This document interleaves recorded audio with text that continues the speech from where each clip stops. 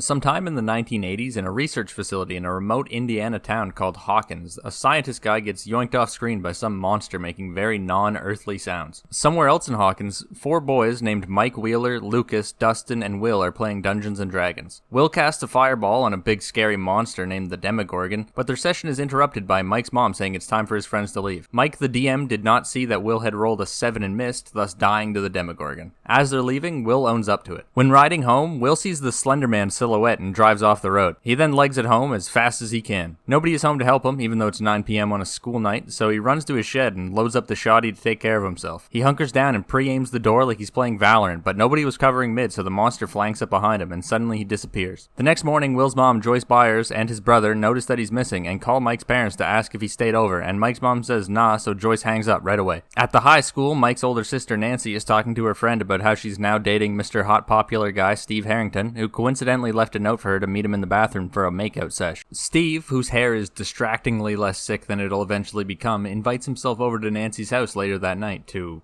study. The chief of police, Jim Hopper, rocks up to work and the secretary informs him that a man's garden gnomes have been stolen again. And then after that, she tells him that Joyce BYERS is here about her missing son because she doesn't understand priorities. Joyce, however, was waiting for him, and while Hopper says that it's probably nothing, Joyce feels like something is definitely off. Eventually, the two of them consider the dad has to be the one who took Will, and Joyce says she'll talk to him first. Back at the research facility, a bunch of dudes in hazmat suits go to investigate the damage done by the monster thing, and it's all spooky and atmospheric. And then they mention that the girl couldn't have gotten very far. Elsewhere in Hawkins, a mysterious girl, wow, I wonder where she came from, with a shaved head and a hospital gown sneaks into the back room of a restaurant and gets caught stealing food. Meanwhile, at the middle school, Mike, Lucas, and Dustin meet up with a science teacher for the AV club. Here we're shown Chekhov's radio machine and the police show up to question them about Will. Joyce goes to a secret fort where she finds Will and says that she got tickets to take him to see Poltergeist. Psych, that's a flashback, he isn't in his fort either. At the diner, the owner has decided to give the girl some food in exchange for answering some of his questions, but the only one he gets an answer for is her name, which she says is 11. He calls child services to try and get her some help, and while he's doing that, she turns a fan off with her mind. On the road near Will's house, Hopper finds his bike and finds it very strange that he just left it behind. They take the bike to the house and do some actual police work for once, and it looks like someone's been through there, and in a hurry. In the shed, he finds even more evidence of sus activity and calls for an immediate search party. During the search, the science teacher and Hopper talk about Will, and Hopper's daughter, who he says is living in the city with her mom. But someone eavesdropping the conversation tells the teacher that his daughter actually died a few years prior. That same night, the boys decide to sneak out and go look for Will, and Steve sneaks into Nancy's window, eager to study. Mike saw him. At the diner, the child services worker shows up to help 11. Benny, the owner, allows her in, but wants to tell 11 first so she doesn't run. Psych, gotcha, she ain't a child services worker at all, and she shoots Benny in the head. Some other guys come in the back, but they are presumably torn apart by psychic powers off screen, and 11 escapes. While studying, Steve gets bored and suggests strip studying, which is a very common game, of course. Eventually, they just start kissing again. Joyce and Will's older brother, Jonathan, are picking a photo for the missing persons poster,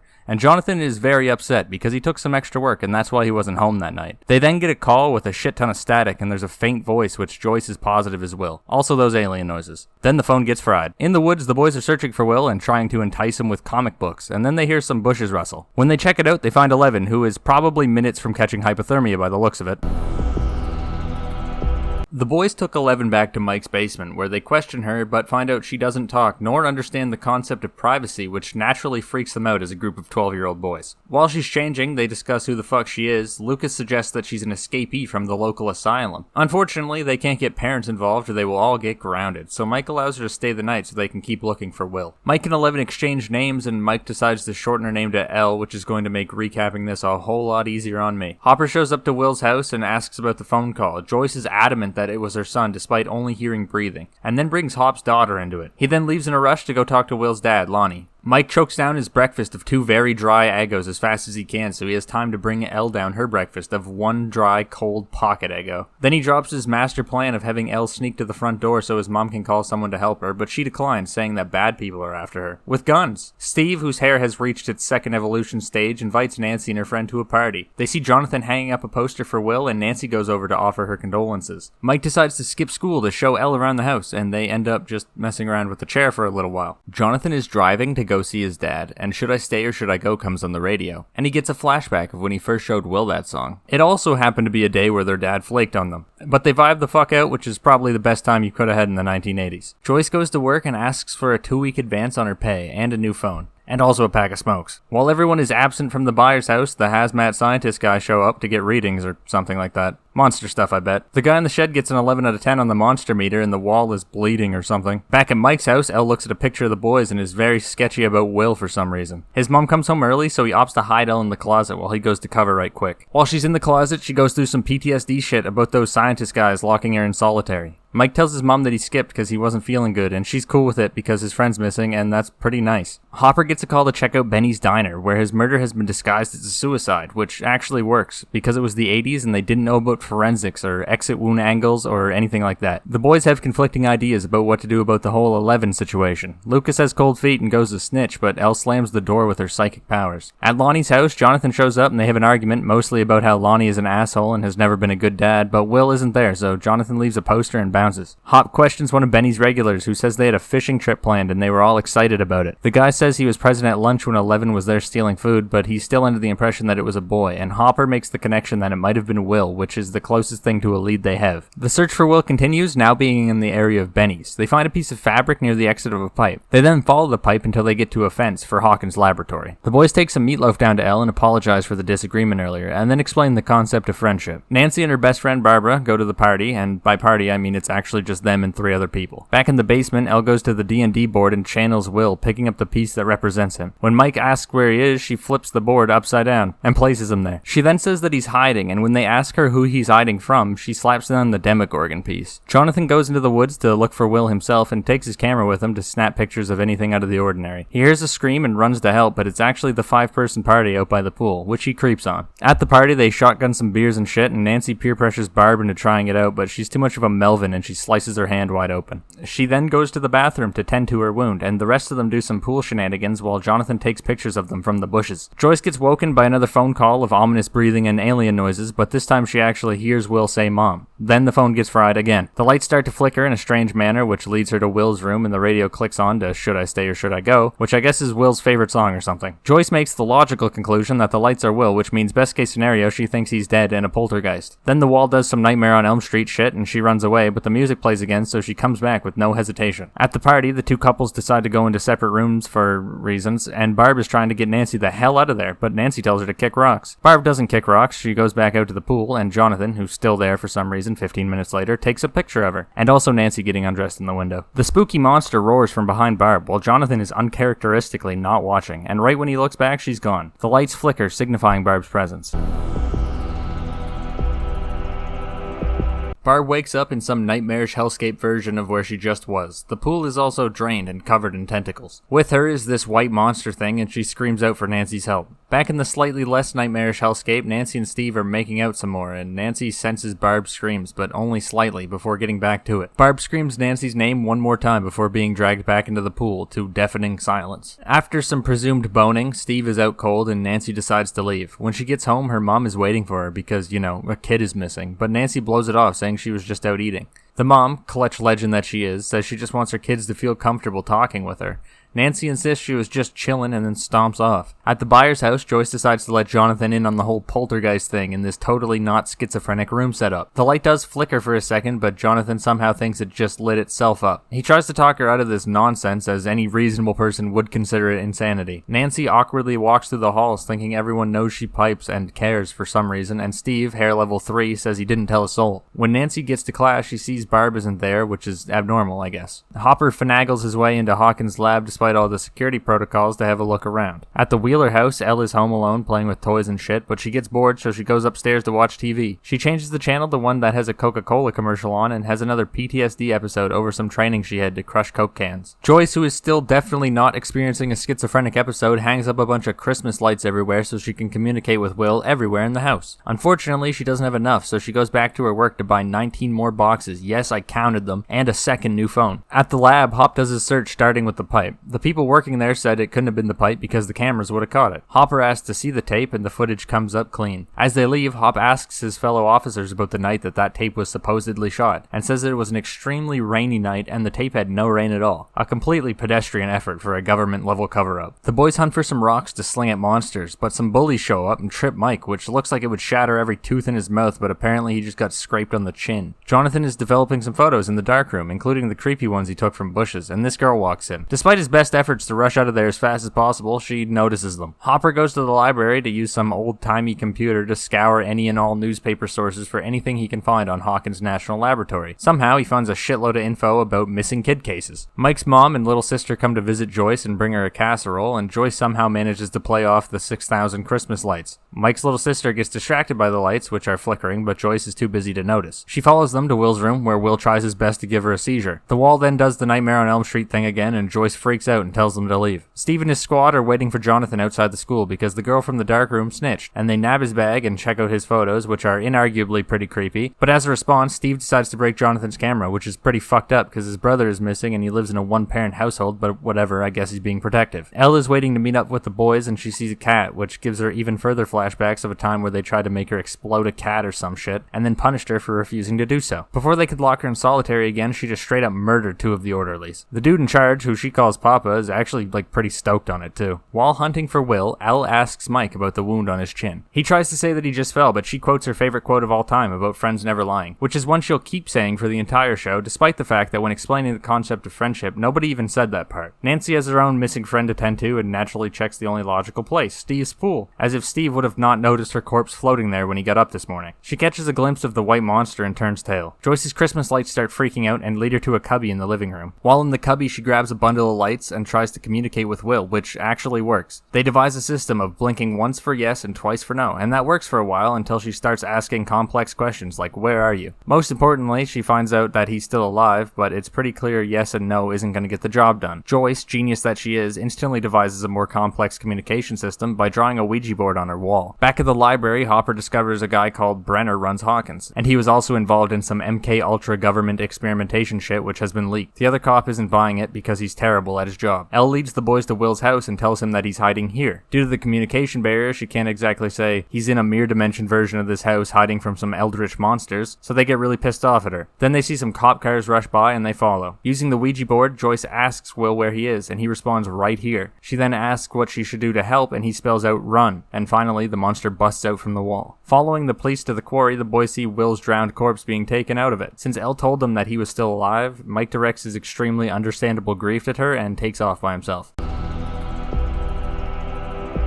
The police arrive and give the news about the body to Joyce and Jonathan. Joyce refuses to believe that it's Will's actual body because she had just spoken to him. She explains her very complex system and tries her best to not look insane while doing so, and fails miserably. She then describes the monster that came out of the wall, which certainly doesn't help her case. After they leave, Joyce goes to the shed to grab an axe to sit on the couch and camp for the monster to come back. Mike is in his basement checking out Will's old D&D drawings, and Elle is noodling around on a walkie-talkie, and it's pissing him off. He goes off on her about lying to him about him still being alive, and she completely shuts him down by channeling Will singing his favorite tune through the walkie-talkie. Mike frantically tries to talk back, but it don't work. Mike's mom lets him skip school, and when she leaves, he contacts Lucas. He tells him that there's important news about Will and tells him to get his ass there as soon as possible. After inspecting Will's body thoroughly and asking a bunch of very specific questions, Joyce busts out yelling that whatever is laying on that table is not Will. Nancy tries to tell Steve about the monster she saw, and he freaks out about the party and that his parents will be mad at him for drinking. Nancy is offended because, her friend is missing, so she leaves. Jonathan tries to talk some sense into Joyce because, to be fair, she looks insane to everyone who hasn't seen what she saw, but then they just have a big argument in public and go their separate ways. Mike shows the boys the walkie, but all they hear is vague whimpering. Lucas is naturally skeptical and suggests it's simply a ghost, which is far more believable. They decide they need a stronger signal, and they know just the place to find one. But to sneak Elle into the school, they need to give her a makeover, aka a wig and a dress from Nancy's closet. Back at the lab, the hazmat lads decide to send someone through a scary portal, presumably to the other dimension. The police question Nancy about Barb being missing, and for some reason focus on the fact that Nancy decided to stay to go upstairs with Steve, which is weird. The boys get caught trying to sneak into the AV room by their teacher, but he is extremely clutch and say they can cut class and hang out after the assembly for Will. After getting home, Nancy's mom, her name is Karen. I'm gonna call her Karen from now on. At home, Karen is mad at Nancy for lying to the police, also focusing very specifically on what Nancy and Steve got up to in the bedroom, which seems entirely irrelevant from Barb being missing. In her room, Nancy pieces together a photo that Jonathan had taken that night, which seemingly shows the monster that she saw, which means Jonathan took it probably nanoseconds before Barb was taken. The mission at the lab seems to be going fine, and then suddenly it isn't anymore, and the guy on the other side screams to be pulled back in. The wire gets all crazy, and by the time they pull him in, he ain't attached no more. During the assembly, the bullies mock Will and his death to amuse one another, which is definitely psychopath-level behavior, and Mike goes overhears them and gets pretty pissed off about it. As the assembly ends, Mike confronts the lead bully named Troy and gives him a mean shove. The bully tries to retaliate but gets held in place by Elle's psychic powers. Also, she makes him piss himself, and then she walks off all cool like. Jonathan is coffin shopping and Nancy shows up to ask him about the photo, legitimizing the existence of the white faceless creature his mom is talking about. Hopper is undercover at a bar and low-key questions the guy who found Will's body, asking questions about why the government took control of an autopsy. It doesn't go well, so the guy leaves, but Hopper follows him and chooses violence, which actually works. The guy spills the beans that some shady government people just told him to call in the body and keep people from getting too close. A sketchy Men in Black car watches Hop interrogate him and drives off when they get spotted. Elle gets yet another flashback in the AV room about how she was basically specifically trained to channel people through speakers, so she has no problem doing so with Will in the present. In the BYERS house, Will is smacking on the wall and opens up a very small rift where him and Joyce communicate but can't reach each other. The boys in the AV club also overhear the entire conversation. The monster shows up eventually and Joyce tells Will to go hide. Also, the super state-of-the-art radio explodes. Joyce tries to open a rift herself with the axe, but accidentally just opens a rift to her porch. Jonathan does the 80s version of zoom and enhance on the photograph, and while it's developing, him and Nancy discuss him being a creeper in the bushes, which he is definitely sorry about, but he says he takes pictures of people because it shows more of them than their words. When the photo develops, you can definitely see a monster, so Jonathan realizes his mom is not nuts. Hop breaks his way into where they're keeping Will's body. After assumedly overcoming an extreme moral obstacle, he cuts into the chest cavity and a bunch of stuffing comes out. Will's dad comes to visit Joyce, and Hopper sneaks into Hawkins' lab.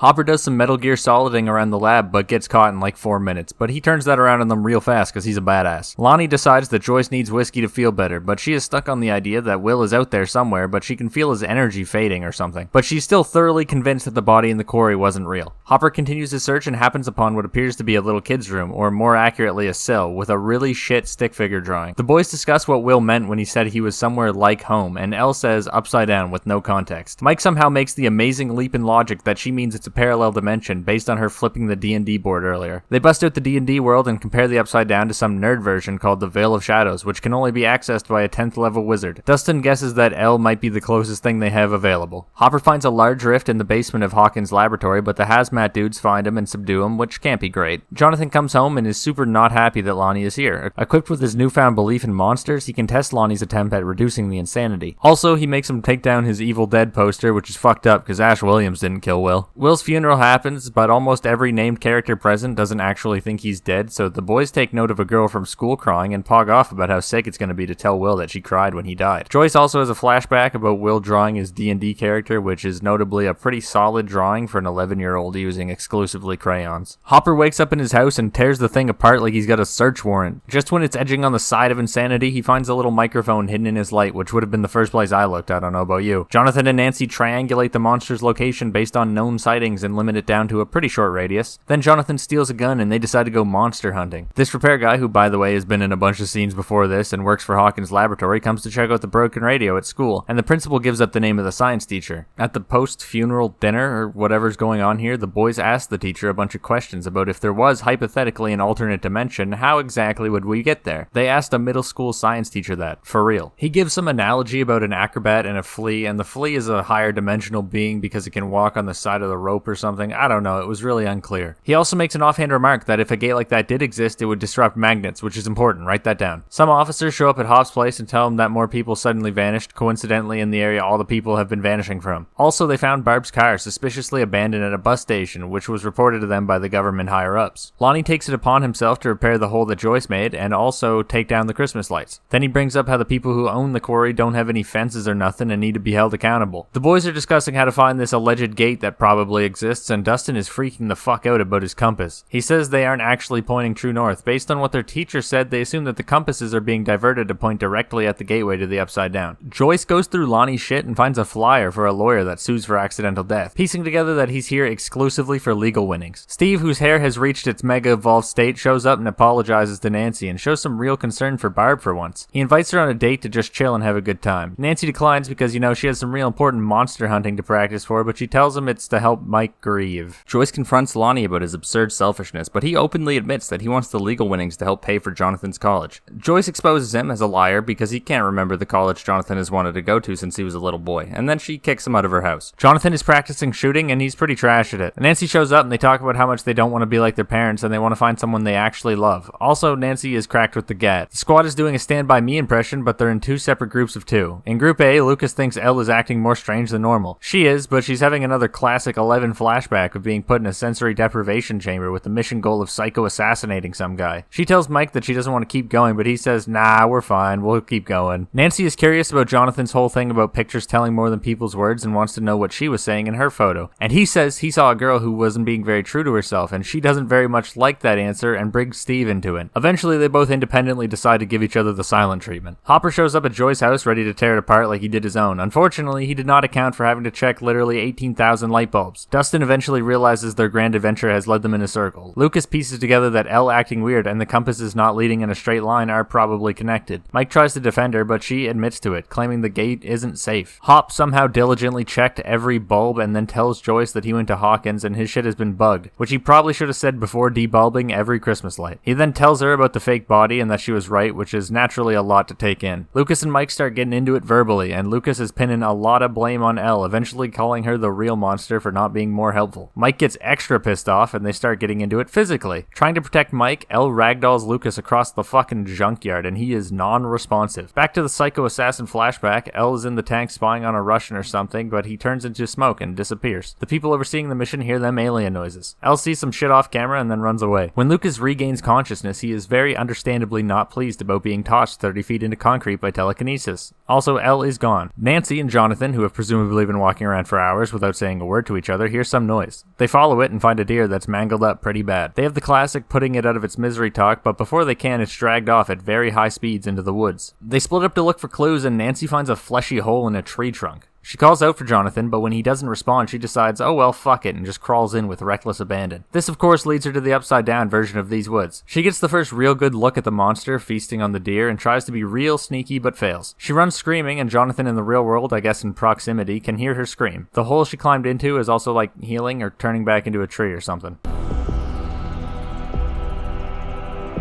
Jonathan and Nancy scream at each other through the dimensional fabric somehow, and eventually Jonathan happens upon the rift in the tree. He manages to pull her all the way through with the monster in melee range, so I'm just gonna assume the monster let her go on purpose because it was still full from the deer. Steve and his posse decide to check up on Nancy because she didn't want to see a movie, and his idea of checking up on her is peeping into her window, which is pretty creepy there, Mr. Protective, but he sees her chilling on the bed with Jonathan. Hop tells Joyce everything he saw, including the kid's room with the drawing, which Joyce compares to Will's art, which proves it can't be him because he is at least kind of okay at drawing. Hopper makes the leap that whoever drew that shit at Hawkins is probably the shaved head kid from Benny's Diner. Jonathan decides to sleep over to keep Nancy company in a platonic manner, sort of, and she eventually asks him to sleep on the bed, but he keeps his jeans on and stays on top of the covers. In the morning, it turns out only Jonathan got any sleep, which is scuffed. She definitely should have let him sleep under the covers if that was the case. Anyway, she was up all night theorizing that they can lure this monster with blood and set up a trap, but they need to go buy some monster hunting supplies first. The lady who shot Benny shows up and the science teacher snitches about the AV club because she brought an elaborate pamphlet and promises of career paths for 12-year-olds. Dustin talks some sense into Mike to make up with Lucas and go find Elle, who, by the way, is chilling in the woods and very mad that her wig fell off. Lucas and Mike have a civilized discussion about their little mix-up, but still can't see eye to eye on the whole 11 situation. They do not reach a conclusion, and Lucas decides that finding Will is a solo mission from here on out. Elle, in her most iconic drip of all time, goes into a supermarket and steals 4 boxes of Eggos, probably because it's the only thing she's sure is food. Hop and Joyce go to question someone who claims years ago her little girl named Jane was stolen by Hawkins' lab. Basically, in short, the mom was involved in some opt-in experiments, which led to her having a kid low-key, but it was stolen from her, and as far as records are concerned, the kid was miscarried. Unfortunately, the mom's a bit too traumatized to speak. While this scene's going on, there's a whole montage cutting to 11, just in case anyone couldn't piece it together. Jonathan and Nancy go monster hunting supply shopping. Since there's not really a specialist store for that, they just get normal hunting stuff. More specifically, a bear trap and some stuff to try and blow it up. When they leave the store, they see there's graffiti on the theater saying some pretty hurtful shit about Nancy. And Steve and his cronies are off spraying some more hurtful shit, this time about Jonathan, in an alley. Nancy goes to confront the mean goons, and Steve is being a massive dick and claims ownership over her. And then as Jonathan shows up and is responsibly trying to walk away, Steve mocks the fact that Will is dead and insults the entire BYERS family, which clearly earns him an ass whooping. Some cops show up to break it up, and one of them happens to get slightly booped by Jonathan's attempted murder barrage on Steve. Jonathan and Nancy were taken into the police office, and the receptionist tells Nancy that he only went so berserk because he clearly has a thing for her, which makes no sense because he clearly went berserk because his family was being berated, including his dead little brother, but I guess we needed some romantic tension. Mike and Dustin are looking for Elle in the woods, and the bullies pop out with a switchblade, likely ready to carve names on tummies or some equally unforgivable thing that happened in the 80s. Meanwhile, Lucas is at Hawkins' lab from following his compass, but realizes they have a fence, and he actually checks the entire perimeter. From the top of the tree, he scouts some vans, which the boys have already seen a ton of recently, but they thought nothing of it. The bullies catch up to the boys, and they take Dustin hostage. His first request is that Mike also piss himself, but upon realizing how ridiculous that is, he then tells Mike to jump off the quarry thing into the water. Mike, legend that he is, just fucking does it. He doesn't even go for a running start, he just steps off, which pretty much ensures death. Thankfully, Elle is there and saves him with magic. Then she snaps Troy's arm, hopefully in 8 different places. Afterwards, she collapses and has a flashback about how while in the tank thing, she made physical contact with the Demogorgon, which caused the rift at Hawkins' lab. On their way back home, all them sketchy vans Lucas saw converge on their location.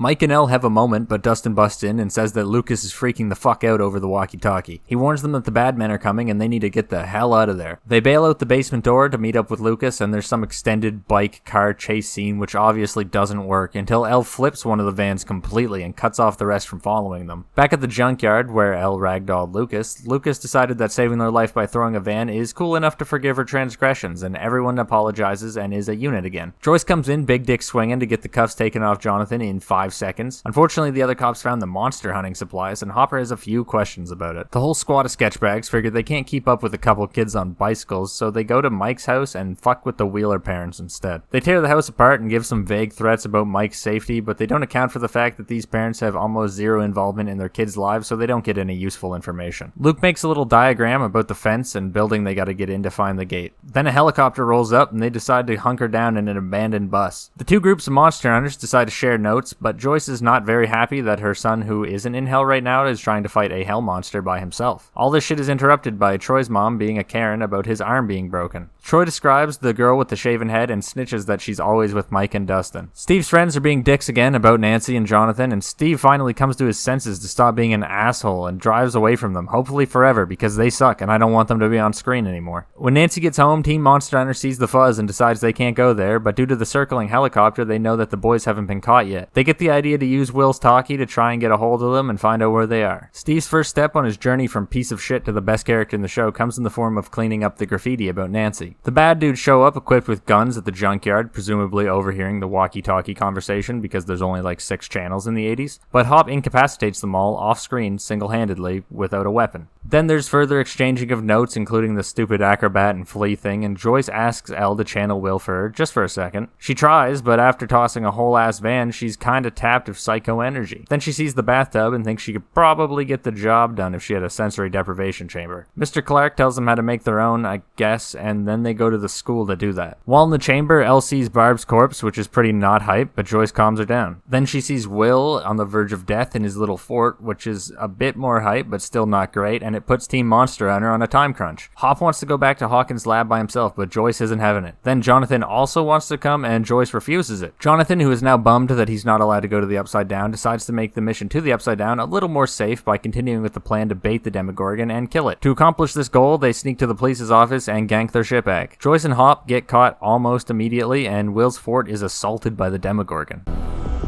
Joyce and Hopper both get interrogated in 2 completely different ways, but both of them drop the bomb that they pretty much have all of Hawkins' lab secrets and will leak them. Hopper eventually just tells them that he's gonna go in the Upside Down and save Will, and no leaks will have to happen. Nancy and Jonathan go to Jonathan's house and they set up their Demogorgon trap, which unfortunately involves rebulbing all of the lights that Hopper debulbed for a warning sign. Also, some elaborate Rube Goldberg thing with a yo-yo. Dr. Brenner confronts Hopper directly, and they negotiate the terms and conditions. Basically, Hop is gonna give up Elle in exchange for safe passage into the Upside Down and immunity for everyone else involved that isn't Elle. Brenner thinks it's a fair deal, so Joyce and Hop get hazmated up and head in, and the bad dudes head off to go take Elle. Nancy and Jonathan enact their plan to bait and kill the Demogorgon with some classic coordinated hand slicing. They chill out and wait for their bait to work, and someone shows up slamming on the door. It's Steve, and he's here to apologize to Jonathan, but Nancy opens the door, and when Steve sees her hand, he busts in thinking Jonathan did it to her. On entry, Steve sees an overwhelming amount of evidence that something fucked is going on, and Nancy pulls her gun out to try and get him to leave. Right on cue, and before Steve can leave, the lights start freaking out and the Demogorgon appears. They go to hide and wait for the trap, but the lights calm down and the yo-yo doesn't move, so they return to bait positions. While in the Upside Down, Hopper sees some kid stuff and has flashbacks to his daughter in the hospital and himself crying in a stairwell. Steve has a panic attack, which is fair considering he had no info at all, and decides to take this calm before the storm to leave. The lights start going again and Jonathan gets snuck. Nancy tries to save him, but it appears the monster is bullet resistant. Steve, like a legend, shows back up and buys some time with a baseball bat, and they successfully lure him into the trap and light him up. When they extinguish the fire, there's no sign of the beast at all, so they assume they killed it. Joyce and Hopper show up to the Upside Down version of the BYERS residence and see the blood from where the monster trap is. Lucas and Dustin are raiding the school cafeteria for chocolate pudding. Meanwhile, Mike and Elle are having a conversation about Mike's parents adopting Elle, or something, and about how she'd have a family, but he wouldn't be her family because that would be weird because he wants to take her to a school dance. This confuses Elle and also me, and after a very shaky attempt to explain it, Mike gives up and just kisses her. After all that, the bad dudes show up at the school and the squad gets surrounded. Elle hits a group of them with some Temple of Doom thing, but then it entirely gasses her. Joyce and Hopper follow the trail of blood to the public library or town hall or something. I don't think it matters. The boys try to make an unarmed last stand, which lasts a truly admirable 4 seconds. Thankfully, all the blood from them corpses draws in the Demogorgon, and Brenner leaves Elle on the ground to take part in the fight, which is kinda hard to believe, but it allows the boys to take her and kick rocks. Inside the spooky building, Hopper and Joyce eventually happen upon Will, who is very sickly and hooked up to some strange flesh machine type thing. Hopper takes the thing out of his mouth, but it's a two-hand job. That thing was in there like 6 feet. Elle is successfully escorted to the science room, but the Demogorgon kills everyone off screen, probably because it gets really quiet. Then he comes in and Lucas tries his luck with the slingshot, but that obviously doesn't work. Oh shit, never mind. Psych, gotcha, it was Elle who did that. Eventually, she says her goodbyes to Mike, puts her hand up and screams real loud, which disintegrates the monster and herself. You better get used to that little method of problem solving, because it isn't getting old anytime soon. Will is successfully resuscitated inside the Upside Down and eventually wakes up outside the Upside Down, in a hospital. Joyce and Jonathan have a real emotional moment with him, and then the squad comes in and tries to catch him back up to speed, but they do a far worse job than I did. A month later, the party reunites to play Dungeons and Dragons again, because they haven't learned their lesson. A big monster shows up, and Will goes for a fireball again, but this time he rolls a 14, which apparently kills it in one hit, and that doesn't really make sense, but I don't play D&D, so whatever. Jonathan comes to pick him up, and as he's leaving, Nancy gives him a Christmas gift and gives him a little cheek kiss. He opens the gift, and it's a replacement camera from Nancy and also Steve, who are back together and vibing for the holidays. This newspaper clipping here says Joyce went public with the story about Will's kidnapping and fake death thing, but Brenner left no comment and nothing happened for anyone who didn't pause to read it. After a Christmas party at the police station, Hopper takes a bunch of Eggos and drives into the woods and leaves them in a box for someone.